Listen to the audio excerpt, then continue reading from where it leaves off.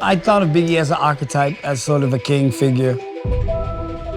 Because you're saying you're ugly, you're big, black, and ugly, but you should look impeccable. When you hear Jay say, sing ain't lie, I done came through the block and everything that's fly, of course, he's quoting Big. It was gonna be life after death, to death do us part, born again. We had 3 albums lined up. 26 years ago, we tragically lost one of the greatest music artists that ever lived. In the sphere of hip-hop, Christopher Wallace, AKA the Notorious B.I.G, is revered as one of the greatest of all time writer, rapper, and songwriters. A GOAT. His final body of work was the impeccable double album, Life After Death, a succession of infectious hit records and impossibly poignant rhymes that soared from certified diamond to iconic. 2022 marked the year that Life After Death turned 25, as well as the year that our dear friend Big Poppa would have been 50 years old. I'm Angie Martinez, the voice of New York, and I spent 5 consecutive nights speaking with those who were closest to Biggie during the final 18 months of his life, in and out of the studio. The result is an 8-episode visual podcast fit for a king. Welcome to season 1 of Iconic Records.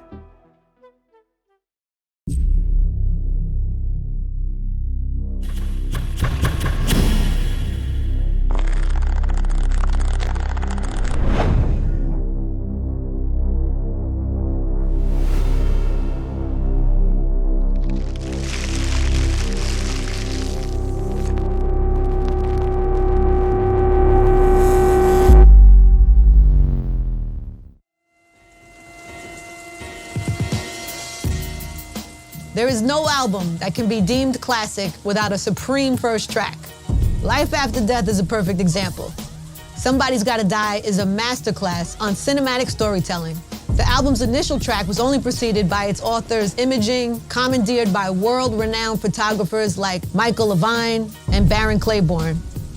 On episode 3 of Iconic Records, we speak with both visual artists on the portraits attached to B.I.G's legacy. Then the brilliance of Somebody's Gotta Die gets broken down by Mike B and the song's producer, Nasheim Myrick. Nasheim shares a story that's never been told before, one that not even Big could have made up. Barron Claiborne, come on down. Look at your fly hat. What's up, sir? Good to see you. Yeah, man, come on in. This crown we didn't put just here because you're here. This crown has been here the whole time. Oh, yeah? Yeah, what does that crown? It is because of me, though. What does that crown represent to you? I don't know. I would say nobility. Like, I thought of Biggie as an archetype, as sort of a king figure, you know? So that's where I got the symbol. But also, it's like, you know, always seeing like Basquiat's crown when I first moved to New York, you know? I was like, oh, I should put it on someone's head. And that's kind of, but I thought that's how Biggie looked to me, like a king, like a big fat king. A big fat king. To me, he was like an archetype. Mm-hmm. Like, he didn't know it, the other people didn't know, but I always kind of knew he had like a sort of gravity to him, you know, even at such a young age, which is very unusual. Yeah. For somebody to be, he had sort of like old man energy. Tell me about the first time you met him. I shot him in '92 with the white suit and the cane, where he looks like he's in space. Because I got that idea from Kingpin and Spider-Man. So I saw him, and then I asked, you know, at the time, you know, everybody was wearing that tan Coogee sweatsuit. Mm-hmm. So that's what they wanted me to shoot him in, but I was like, I'm not interested if I have to shoot him in that. So I told them, could they get him a white suit? Because you're saying you're ugly, you're big, black, and ugly, but you should look impeccable. So yeah, they found Groovy Lou, he made the suit. I made the backdrop. It was like an Irving Penn backdrop where it was like a V, and he goes into the center. And I just thought, in some ways, I love that photo just as much as the Crown photo, in a way, because it's very beautiful, and he looks really elegant, and he looks great. Like, he looks, I mean, I just think of beauty. He looks beautiful. Even though it's a dude, whatever, he looks beautiful. It's a beautiful photo. So I think he liked that a lot, so that's when they came to me for the second one. I kind of like people who have a picture that they can look back at, and they're still proud of it 20 years later, 30 years later, where I try to give my work sort of a sense of timelessness, you know? Tell me the history of the Crown. Well, the Crown, the day I was doing the shoot, I was there. There used to be a store called Gordon's Novelties on Broadway before you got to 23rd Street.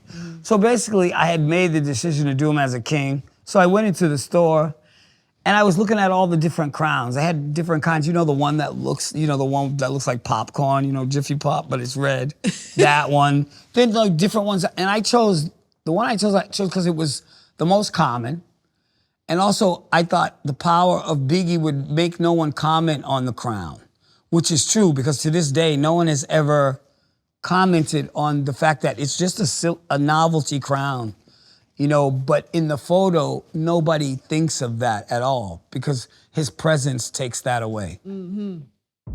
This is one of my favorite pictures of Yeah, a lot of people like the smiling one. Was this a natural smile or was this like No, I was just joking with him, talking with him about stuff. He laughed. Because it was back then, getting a rapper smiling was almost impossible. That's why it was so special. Right, and none of them ever really, they didn't want to smile. That was the thing. Mm-hmm. I mean, I released this one like a long time afterwards, just so people could see that, Biggie smile. He had he was a human being. He wasn't just a thing, he was a person. But then I learned the quirks after shooting for the first time. And it's funny because both shoots were probably like 3 hours total, both. What were the quirks? Is that what you said? Yeah, there were some quirks. He had a lazy eye, which I told him I would never publish a photo where it was shown. Really? Yeah, and I haven't. Other than that, he was pretty easy. And that's what I mean when I say he had old man energy. He was calm, like he wasn't running around like a lot of people. But the craziest thing that I remember from the first shoot is he ordered hot wings.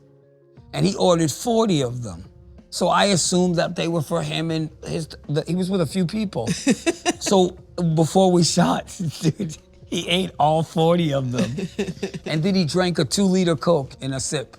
At once. Oh my God. Which is funny because I do remember that. I thought that was crazy. But the wings were crazy too, but the fact that he could drink a 2-liter Coke, I was in shock. Oh, big. Even though it's not a big deal, but I was like, wow, that's crazy. He just drank a 2-liter Coke and ate 40 hot wings. I feel like you should have caught an image of that. Dude, nah. I try to catch people with their nobility. I try not to catch people. I don't. The rest of stuff doesn't. I just want people to look, I would say, for a lack of a better word, like noble. That's more of my thing. Like when they see my photo later, it's them. It's a part of them that maybe even at the time that they didn't see, but I did. I just care about beauty, dignity, nobility. Those are the things that I want in my photos for the most part. Wasn't there a story about Puff trying to license these? Well, I've sued Puffy like 3 or 4 times. You've sued him? Yeah, but he always, I've sued like all kinds of people. But yeah, no, he uses them, but now he's cool. He uses it for different things. He likes the photo. So, his excuse was he thought he owned it, which I thought was funny, but when the first 3 times I sued them. But it just gives me money. I know, it doesn't bother me. But I can see why he thought, if you paid for the shoot. But he didn't pay for the shoot. Oh. No, he didn't pay for the shoot. He was just there. Got it. But I was shooting it for someone else, not him. He just came by because Biggie was leaving, going to the airport, so I guess he wanted to talk to him before he left and stuff. Well, it was for who? Who were the photos for? Originally, I did it for Rob Marriott. He asked me to do it because he was working at Rap Pages, and that's what it was originally for. Oh, for Rap Pages. But then it's been syndicated since. But yeah, I did it for Rob. Asked me to do it. So then we see these pictures. They're like iconic. We see them all the time. Yeah. And then so you weren't getting paid for them. Is that what happens? No, I always get paid for them. It's syndicated. People use it without permission. I usually end up suing them and they end up paying me. But there are some bootlegs I can't find. I don't know who it is. Like when I walk around New York and a dude has them on a table and he's like, I'm not bothered. I don't bother people like that. Because also, you have to take it with a grain of salt because those are the people who made the photo what it is. So I'm not coming down on everybody because they made a representation. It's just corporations. And Puff. Yeah, that's different. Plus you have money to sue for. I don't want to take anybody's kids' money out of there. Like I won't do that. What was Big's opinions? Was he would he stay and look at the photos? No, he would just joke. Well, at the time, you used to do Polaroids. So, back then it was analog. Well, I wasn't using digital. So, I would just do the Polaroids. He'd see them. He never really said much. You know, he pretty much just did what I said. I would tell him the idea. Like with the white suit, I mean, who doesn't want to be in a white suit with a hat with a cane? Like, there's nothing to object to. Though people have objected to things like that on shoots. But he looked beautiful. How was he? I mean, after that, he wore suits all the time. Was that the first time? That was the first time, yeah. Wow. And that's the thing. It was like, you have to, sometimes you don't see it. Somebody has to show it to you. For sure. Do the photos have like a different meaning to you when somebody passes? Oh yeah, sure. I feel, especially when they pass young, if you're old, it's a little different.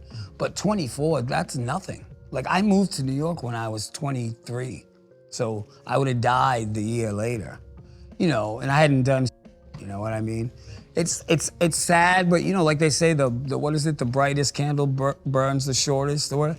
I mean, he has a huge presence. And you know, life is, you know, death is part of life. It's all life, really. So the fact that he will be remembered, it like sort of like many icons, like, you know, Bruce Lee, Marilyn Monroe, he joins that American sort of icon, the pantheon of icons. I think it's really beautiful. I'm glad that it's my photo that he's remembered that way. I'm proud of it. And also not just the photos. You can say you put him in a suit. It's a big deal. It's a big part of his I took legacy. His sunglasses off. That's a big part of the Frank White transition. But I think that's, yeah, because to me, like, you know, I'm a black dude. So sometimes, you know, everybody shows black dudes as rough and, you know, all this all the time, but they don't, there's another side of black dudes. There's nerds, there's black dudes who are super intelligent, it runs the whole gamut. And the thing with me was with the photos, I kind of wanted people to see other sides of black men. I'm a black man, so I actually do care what people think of them visually, because I'm a photographer, cinematographer, and you know, I'm proud to be a black man. Like you know, it's like an exclusive club that nobody wants to belong to. But I'm still proud to be one. Tell me about the day you shot with the Crown. Okay, so the day I shot it and I came up with the King idea. Puffy didn't like the idea because he said that Biggie would look like the Burger King. You know, which is funny. That's why I always charge him triple when he gets the photo from me. That's why you sued him. Yeah, well, no, I sue any, if you use the thing without my permission, I'll sue you. I don't care. But yeah, I always kept it. I kept that, I kept the backdrop. And like the Polaroids and stuff, because I just did. I just kept them because, I don't know, I thought maybe one day, I don't know, I just kept them. I don't know why. I mean, I can't imagine just throwing the crown away after the photo shoot or anything. A lot of people used to ask me to take their photo in the crown, but I would always refuse, and then people get really mad. And where's the crown now? It was bought at Sotheby's. You know, they had an auction, their first hip hop auction, like 2 Decembers ago, and they had asked me over the years and other people.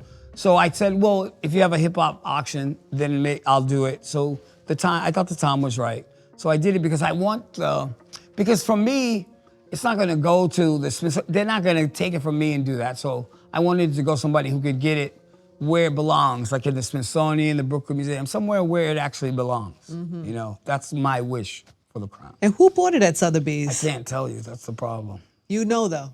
I know, they don't know I know though, but I do know. But I can't say. You can. No, you can't. Okay. You're trying to mess up my with Sotheby's.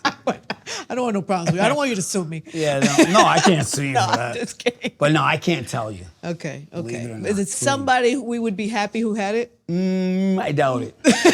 Okay. But you know who it is. Really? You'll also be surprised.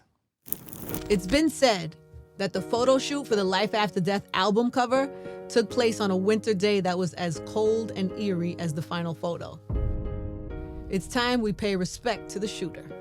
Michael Lavine gave us this legendary classic artwork on the cover of Life After Death that I have been staring at for every interview that we've done so far, and it really is something special. I wonder what you feel like when you see it now.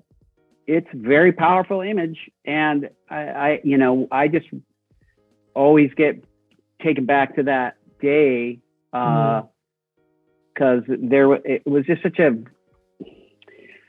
really kind of amazing moment when we had that hearse, and then there was a smoke machine, and there was the atmosphere was so, I don't know, alive. And it was it was a big, the whole shoot was 2 days. So there was a lot of stuff going on, but that particular moment I remember very well.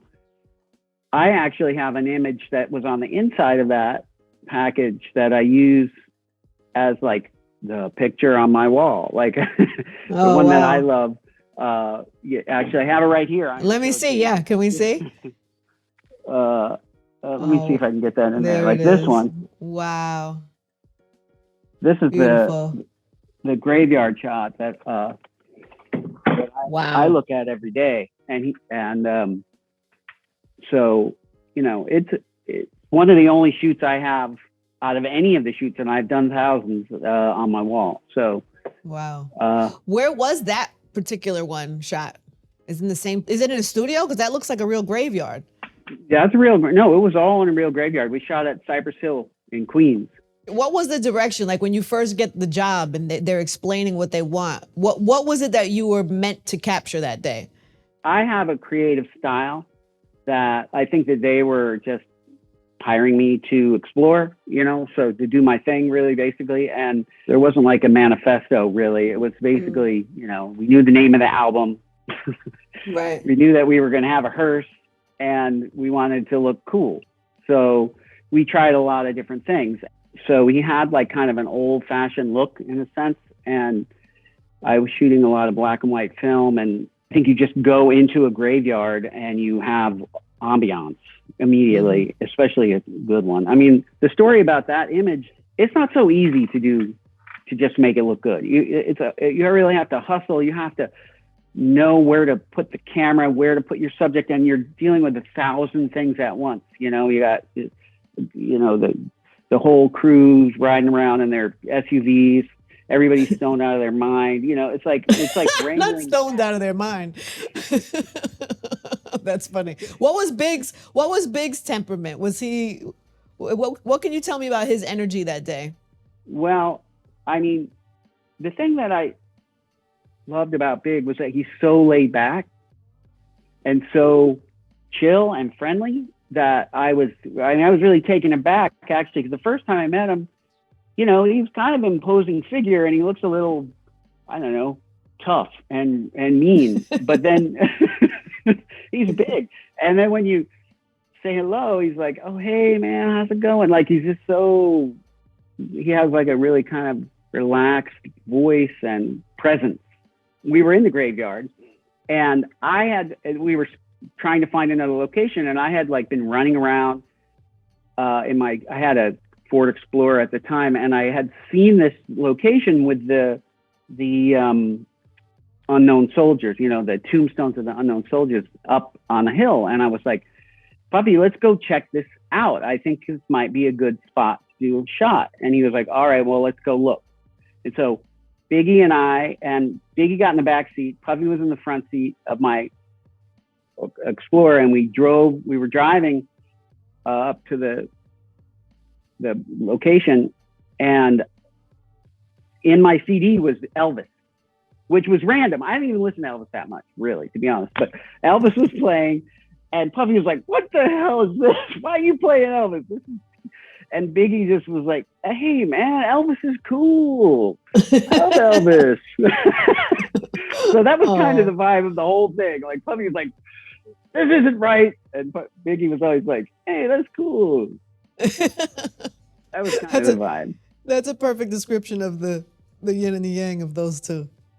Do you remember your last conversation with Big, by any chance? Mm-hmm. We didn't have a lot of conversations, to be honest. We were working. So he had we shot, if you really look at that shoot, there's 25 locations. I mean, we were all over the place, lots of outfits. And so we were constantly moving, and it was a hustle. And there wasn't really time to chit chat. And I don't think that we had a lot to talk about really, except the images, like, making sure the clothes were right, making sure that you want the hat off, the hat on, changing, put the glasses on, put the glasses off. It was work. It was one of the biggest shoots I'd done, really. Yeah. And, he was serious. I think he was into it. But he also, he had a bad knee, he was limping. It was hard on him. it was a long day, long 2 days. You know, it was tense. It was definitely tense. Everything, every detail was an issue, especially with Puff. Like there was a button that was not right, and he was yelling at Groovy to get this button fixed on the suit. Like we're standing in a graveyard, and you know, a bunch of tombstones everywhere and smoke machine, and the button really, you know, to be honest, didn't matter that much because it's a little tiny thing in a big setting. But you know, that's the kind of detail that Puff was paying attention to. What can you say about what this image, I mean, having, you know, create this image and shoot this image, where do you think it lands in just like the history of album covers and well, I mean, you know, obviously we're all here because it's one of the greatest albums of all time. And so it's an honor to be on it, to have worked on it. I had just, you know, it's tragic to what happened. And, you know, the timing was so prophetic and so, you know, upsetting. But, you know, I had just been, I was a grunge guy. I was hanging out with Kurt Cobain, and then he died. So it was just like this thing that was going on. I was like, it all was really dramatic back in the 90s. And for me, and I think for all of us at that time, I mean, that was our time. We're now old, but and you have classic work to be proud of. The photography attached to Big's legacy aided in the growth of his star, as well as anticipation for his sophomore album. But when that first track hit, it was the MC who became the visual artist. All classic albums have a beginning, a middle, and an end. Absolutely. And so absolutely. Yeah. Because from the time he starts off with, you know, starting off with the end of Suicidal Thoughts, right? Because now he's setting you up from Ready to Die, and then it was Suicidal Thoughts was the death part. But now he's showing you life after death now.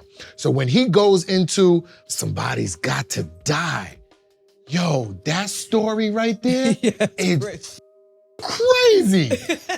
It's amazing. Cause he's like, yo, I'm sitting in the crib dreaming about Learjets and coupes, the way Salt shoops, right? Is what I'm thinking he's saying.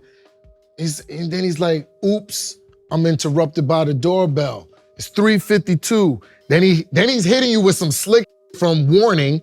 Who the hell is this? Gets up quick, cocks my, then proceeds to walk in. Then you hear the dogs barking in the background. That whole movie right there is so crazy because then he's like, when he peeps through the peephole, he sees his man sing from the 16th floor, who used to sling from the 16th floor. Then he's like, I guess deeper. Then I see the blood up on his sneaker. Then he's like thinking to himself, yo, like, bro, is you coming to chill with me or are you coming to hit me like right now? Like, what's going on? Yeah. Later on, they go to the block. And this is where the wordplay and the vocabulary is so ill because he's like, you know, when he pulls up on the block, he's like, there's Jason with his faculty standing with his back to me. You know what I'm saying? Like, who says faculty? You know what I'm saying? What the Like, you either say, yo, there's Jason with his boys, or there's Jason with his homies, or his crew, or a gang, or whatever. But he's like, yo, there's Jason with his faculty, standing with his back to me. I start to get a funny feeling. Then he's like, then when he moves, the cleverness of it, though, is when he's like, you know, he's moving on Jason, and he's like, he squeezes 6 shots, but Jason turns around holding his daughter, right? But if you listen to the song, he never shot the daughter. He's telling you that he got so much perfect aim. He hit Jason, but Jason still was holding the baby because you still hear the baby crying. Like, how do you think of that? Like, right. You know, and with no pen. With no pen. Like, I'm like, yo, this kid is crazy. But then it's like, you listen to other songs where he's like, you know, mom crept up over the casket, screaming bastard. You know what I'm saying? Y'all know who killed him, filled him with the Rugers from the Luke. Like his story, his vision was like the illest. And there's only very few storytellers in this game that I love and I could really get hype off of. That's Big, of course, but then you got Coogee Rap. Yeah. You know what I mean? You got Slick Rick, of course, you know? Scarface.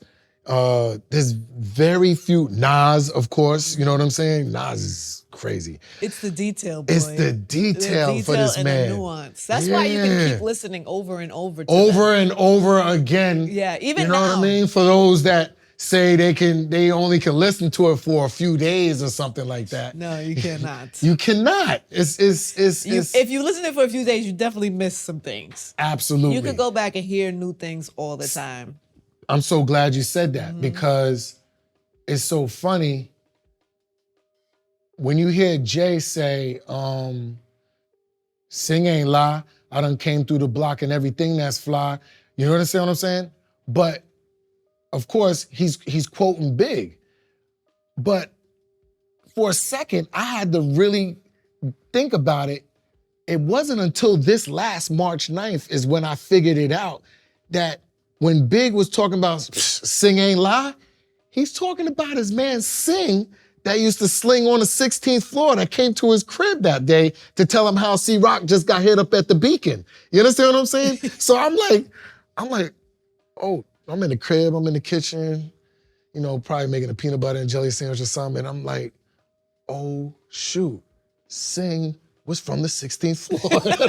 and I'm like, You still putting it together? yo, I just started putting it together. And of course, maybe, you know, other folks probably put it together then. I don't know if you did. No, I did not. But it just bugged me out. You know what I'm saying? He's like, sing ain't lie. There's Jason with his back to me, standing with his faculty. When he's telling you the story from the beginning, he's telling you how he finally let Sing into the apartment, and Sing is telling you how C-Rock just got hit up at the Beacon.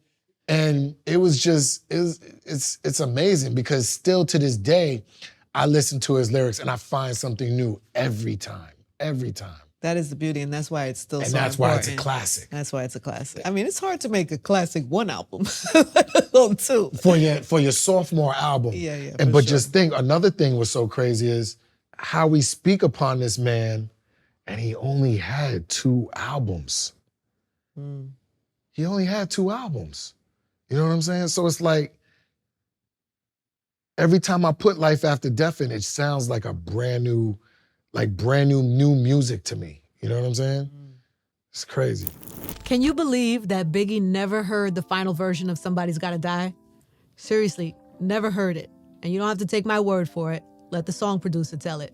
I do want to know, just going back to Life After Death, the inception of it, like going into that, at that point in his career, you know, he had just had Ready to Die. He was already had this position. I mean, how much was there like an understanding within Bad Boy about how important this album is, or what the goal for this album is, or what were those talks and what was that kind of? Yeah, this was going to be the greatest album ever, rap album ever. You know, that's why we was giving them 2. Puff and put the A-list producers on it. You know what I'm saying? Were there meetings? Were there like? Yeah, there was. Tell me about that. Definitely with us. Puff brought us in and was like, listen, we're going to go out to Trinidad and away from all this nonsense for a month, and we're going to record Big's album. And that's what we did. We went out to Trinidad and just concentrated on Big solely out there for a month. Just the hardest tracks we could think of. But he was like, listen, this is going to be Big's greatest album to date. It's going to supersede that first album, Ready to Die. Ready to Die was already like 2, 3 platinum, I think. And he said, you're going all out on this one. It was going to be Life After Death, To Death Do Us Part, Born Again. We had 3 albums lined up Wow. for Big. Wow. Yeah. Was it competitive? Were you guys all like, yeah? Hip and don't really compete against each other. We try to compete against the world, you know, because we work together. So I'll do a track and I'll bring Stevie in, Puff will bring Stevie in on it, or Puff will come in on my track, you know, so we work collectively. Our focus was on bodying every other producer out there, you know, coming with they can't do, because we had the team.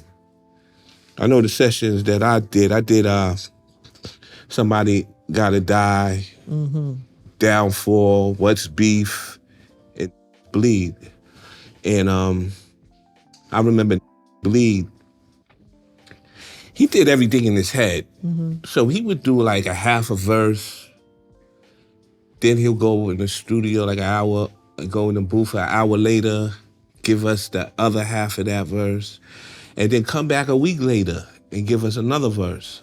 That's how Big operated on songs, all while doing other songs, you know? And I remember during Bleed, my man's Madge and Moneybags, Moneybags, which is Stretch from the Live Squad's, Madge is his brother, and they're from the Live Squad. So they came in out of the blue and sat down with us. And that's how you hear a Word to Stress, I guess they're da-da-da-da. Like Big would make up lyrics as things are happening in the studio, you know, live action. Yeah, we keep hearing that. That's, Let's go through some of the songs. Let's go through Somebody's Gotta Die session. What can you tell us about that? Take us through the... Right after I did Who Shot Ya, I had gave Big this beat a year before we even started the album. And it was just a loop. It was just a loop. How the loop? What was the loop? The loop was from In the Rain from the Delphonics. Give. Okay.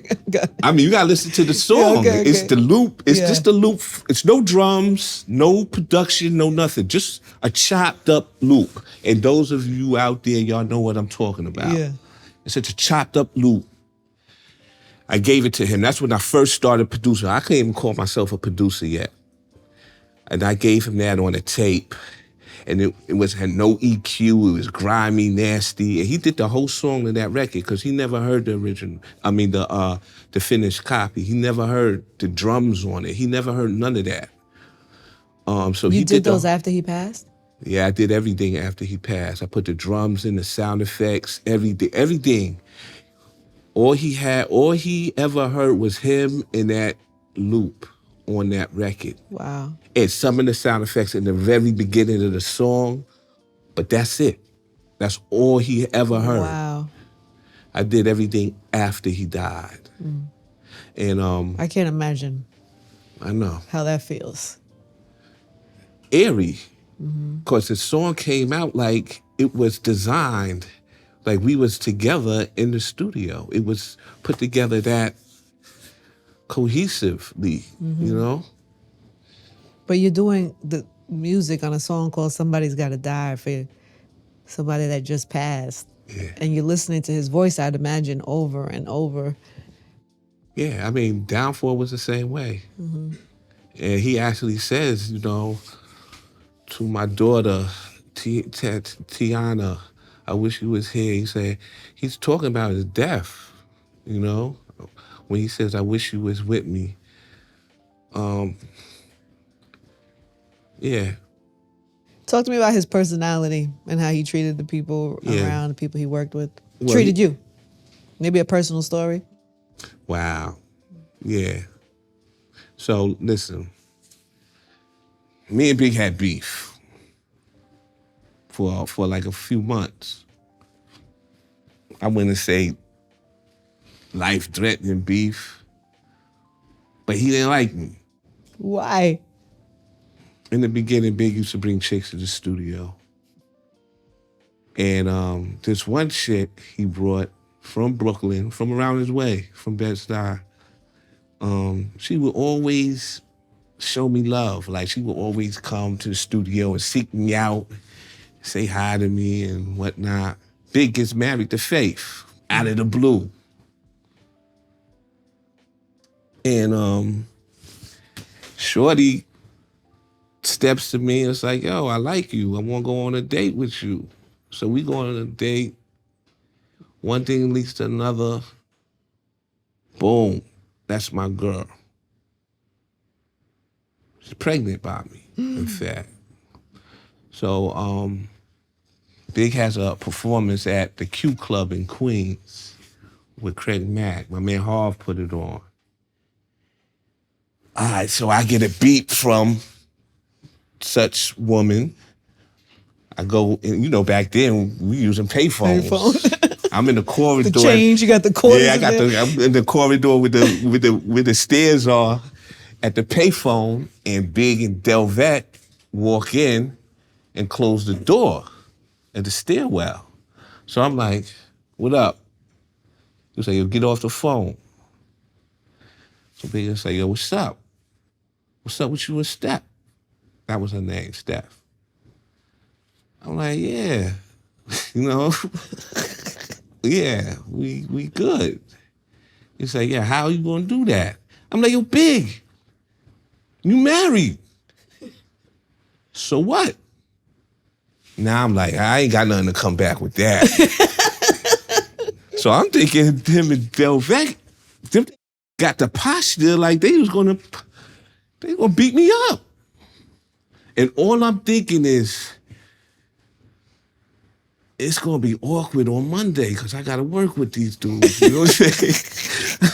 Word up. That's all I could think of. Is like, Monday is gonna be an awkward day after they finish beating me up right here. But that never happened. And for like a few months, Big didn't even talk to me. And I was working at Bad Boy at the time. I was the engineer and whatever. Mm-hmm. And we be in the studio making records, and this dude wouldn't talk to me. And I'm like, how long is this gonna go on? You know what I'm saying? So how did you clean that up? Or did he clean it up? Or how did that get squashed? Listen, this is how, and this is real, and this meant so much to me to this very moment that I never told this story. I never told any of that story to no one. The last day he was in the studio, I remember it was him. We was all in a studio together. It was me, D-Dot, Big, Snoop, and Corrupt. So we're in there listening to some of that album, what he has done. And, you know, everybody's This is Ready to Die album? No, this is Life After Death. Got it. I'm just trying to get the timing right. Right. Yeah, okay. Life After Death. This is Yeah. the last day they're in New York. They leave for Cali the next day. Wow. And Oh, wow. that night, they leave the next day for Cali. I decide I'm not going with them, right? For reasons. So I said, I'm gonna stay back, plus I got some projects I want to get on anyway. And I already have 4 tracks on the album. I'm doubt I'm getting any more with all these other producers around. So he says, everyone leaves the studio, they going home for the night, and he stays back. He's like, yo, Nas, I gotta talk to you. He's like, yo, listen, I gotta tell you something. You wasn't my man then, but you my man now. He's like, because we had lost a baby. She had a miscarriage. I'm sorry. And he was like, that baby's lost. It might not have been yours. He said it again. Listen, I'm telling you this because you're my man right now. You wasn't my man then. And this had happened like I said, like probably 6 months prior, right? Maybe 4 months prior. She lost a child. This is recent. He said, yeah, she was cheating on you with my man. And he told me his man's name. And, you know, even though that hurt, that she would have been cheating on me, she would be, which I didn't doubt because I was cheating also. You know what I'm saying? But But damn. You almost had me feeling bad for you until you told me that other part. Well, whatever. I was young. I don't need nobody's feeling bad for me. Him telling me that meant a lot more than him telling me that she cheated on me. Of course, now our relationship is about to take a whole nother direction. He's talking to me about Caesar's first single. We got Caesar's first singles to record. I said, I need you on his album. He's like, I need you on the Mafia album. He's like, I need you to start working on my next album. And then he was like, and the commission. So when I come back, we got some work to do. And that's the last conversation. And I told him, the last thing I told him was, yo, Big, be careful out there. I said, because you know how we do. We don't go nowhere where it's not settled. He was like, nah, I'm good. Don't worry about that. I'll be back. That's the last time I talked to him. That's the last conversation I had with Big. Wow. Thank God you had some kind of closure to that whole... It's almost like he knew, though. It's like, why would he pick that night to tell me that? You know what I'm saying? To tell me how he felt about me, to close that chapter. You know what I'm saying? It's almost like, I doubt it. Maybe he had some feeling, but I'm glad, like you said, there was closure to that, because he never came back from that trip. And that made me feel much more at peace. You know, just living. He gave you that. He gave me that, yeah.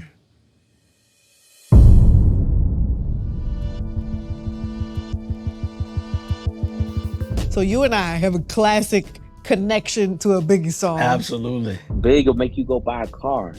Like them raps will make you go outside, go get some money, buy cars, go spend some money on a woman. They always wanted a dude to be entertainment, a fat dude to be funny, you know what I'm saying? They want to see you as the fat boys, and when Big came, it was real, it was serious.